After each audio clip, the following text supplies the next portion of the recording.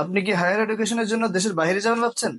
তাহলে অস্ট্রেলিয়া হতে পারে আপনার জন্য বেস্ট অপশন। এখন অনেকের মনে কোশ্চেন আসতে পারে, অস্ট্রেলিয়া কিভাবে বেস্ট অপশন? চলুন তাহলে আজকে এই বিষয়টি নিয়ে কথা বলবো। আমার কাছে অনেকগুলো রিজন আছে। আমি কেন বললাম অস্ট্রেলিয়া বেস্ট অপশন, তার মধ্যে অনেকগুলো রিজন আছে, তবে তার মধ্যে আমি 4টি রিজন আপনাদের সামনে তুলে ধরবো। নাম্বার ওয়ান, অন্যান্য সকল কান্ট্রি থেকে অস্ট্রেলিয়াতে স্টুডেন্ট ভিসা রেশিও অনেক অনেক হাই, যা অন্য কোনো দেশেতে নাই।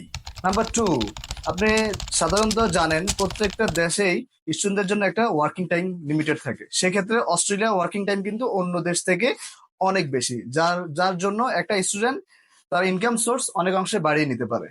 নাম্বার থ্রি, যেটা খুবই ইম্পর্টেন্ট, স্টুডেন্টরা বাহির দেশে গেলে তার ওয়ার্কিং টাইমের জন্য বা তার জবের জন্য সে অনেক বেশি হ্যাসেলে পড়তে হয়। অস্ট্রেলিয়াতে স্টুডেন্টদের জন্য পার্ট টাইম জবের অপরচুনিটি অনেক বেশি, যার ক্ষেত্রে তাকে জব পাওয়ার ক্ষেত্রে খুব বেশি প্রবলেমে পড়তে হয় না, যার ফলে সে সময় মতো জব পেয়ে তার লক্ষ্যমাত্রা অতি সহজে নির্ধারণ করতে পারে। সর্বশেষ অপশন যেটা বলতে চাই, 4 নাম্বার, সেটা খুবই ইম্পর্টেন্ট প্রত্যেকটা স্টুডেন্টের জন্য।